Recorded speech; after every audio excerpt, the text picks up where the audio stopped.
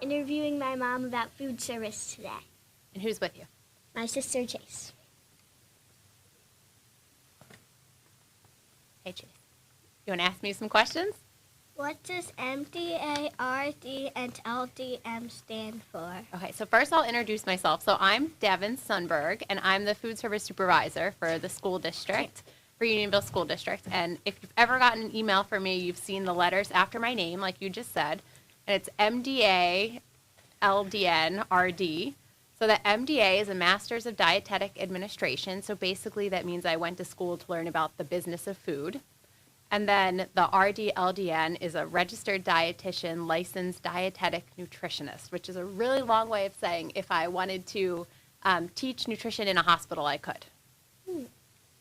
What do you do as a food service supervisor? That's a great question. So I do a lot as a food service supervisor. So the most exciting thing I do that I think all of the kids would probably like to hear about most is that I plan the menus. So I research all different kinds of foods for your cafeterias and how we can cook them and what you guys like. Then I also manage the staff in the cafeteria and manage all of the equipment and purchasing the food and all of that. And then I also work with the federal government and the state government to make sure that we have all of our right paperwork done and that we're meeting all of their requirements. What is the best part of your job? Well, I think the best part of my job is getting to do stuff like this and working with the students and seeing my kids in school and coming to Chadsford and seeing you guys. But I also like going in all the cafeterias and talking to the kids, especially when kids tell me that they tried something new and they really liked it.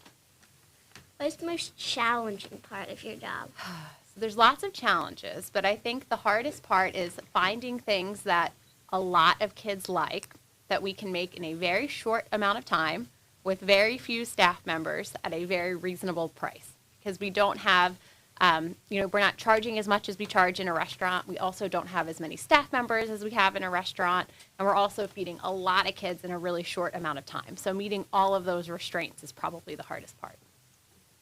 How did you become interested in nutrition and food service? So when I was in high school, I played a lot of sports. And I became interested in sports nutrition and how the food that I was eating was enhancing my performance or making me healthy and making me fast and strong and all of that. So I went to school to study that, and while I was studying that type of nutrition, I ended up really liking school nutrition and how I could incorporate all of this nutrition knowledge in the food that we were serving in schools. What advice would you give someone who wants to work in food service? So I have two parts of advice for someone who wants to work in food service. The first part would be to take any job you can in food service and to do all of the food service jobs. So while you're young, be a busser at a restaurant and be a waitress and wash dishes and practice cooking. So that way when you're a manager, you're in management, you understand all of those roles because it'll make it a lot easier for you. My second part of advice is to try all of the foods because you're going to reach a lot more palates if your palate is expanded and you know what you're cooking and you have ideas for all different kinds of flavors and different types of foods. How do you decide which foods to include on the menu? So that's kind of a two-part answer. First is that I have a lot of requirements that I have to make for the government. So I have to serve certain types of fruits and vegetables every day. I have to serve a certain amount of protein, a certain amount of whole grains every day, and everything has to be under a certain amount of calories, under a certain amount of fat, under a certain amount of sodium, all of that. So first I have to meet that restraint. And then the second thing that I do when I'm choosing foods is I look at what the students want to eat and what students are we reaching. Sometimes we have items that all of the kids like pizza, so I want to put that on the menu so all of the kids are happy.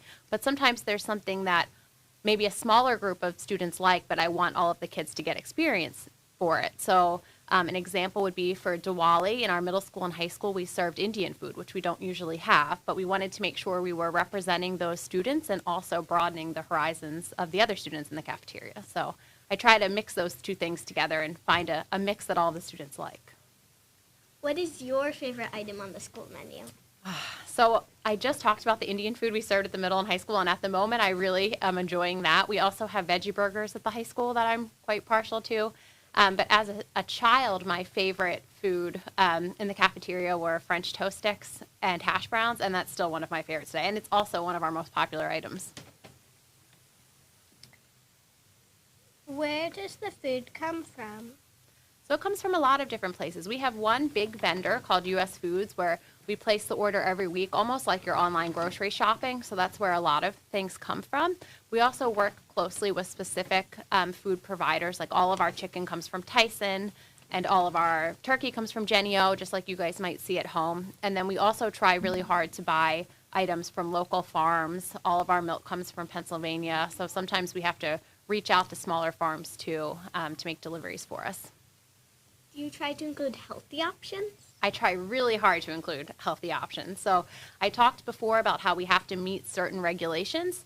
So based on those regulations, a lot of our food is naturally healthy, but we also try to include a bigger variety of fruits and vegetables and make sure that there's lots of fruits and vegetables for you guys to pick from every day, and making sure that all of our grains are whole grains and things like that. So even the food that you guys just like because it's really yummy is actually pretty healthy for you.